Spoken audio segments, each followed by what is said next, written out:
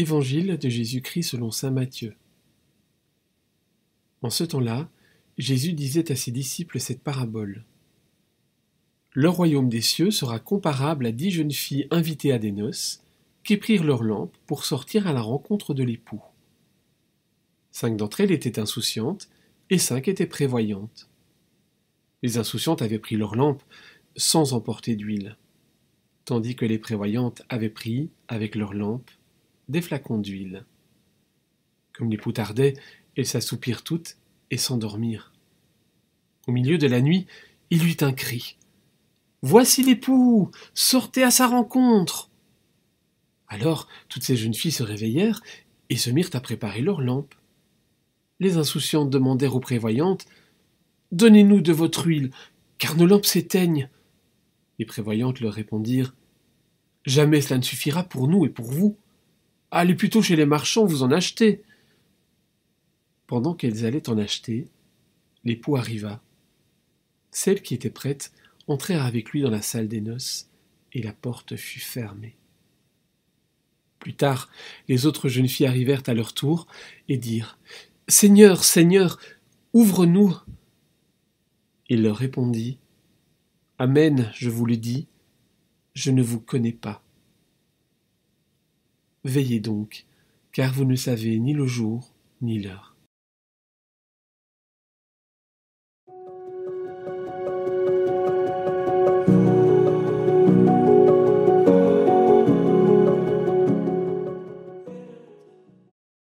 Nous revenons au thème du royaume des cieux avec cette belle parabole sur les jeunes filles prévoyantes et insouciantes.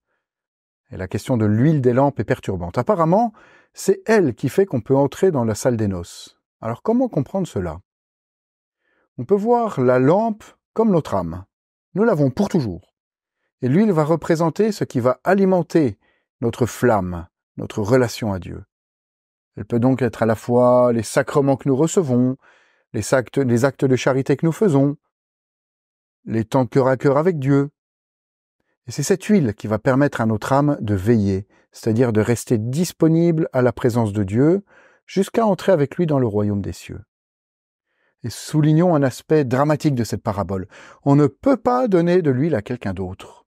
Et effectivement, nous sommes chacun responsables de notre propre vie spirituelle. Nous avons besoin d'avancer ensemble, mais ultimement, ce sont nos actes personnels et libres qui comptent pour avancer vers Dieu. Alors aujourd'hui, choisissons ce qui nous semble bon pour rajouter encore un peu d'huile à la lampe de notre âme. Voici le Seigneur, il accourt vers nous. Il saute les montagnes, c'est lui le Seigneur. Voici le Seigneur, il accourt vers nous. Il saute les montagnes, c'est lui le Seigneur. Le Seigneur mon Dieu, mon roi, mon bien-aimé.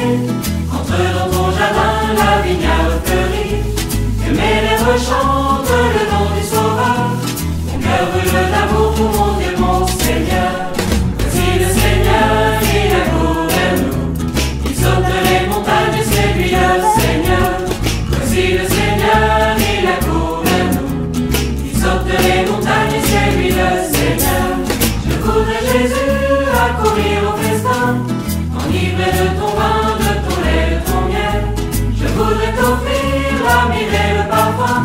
Je voudrais réjouir le cœur de mon Seigneur.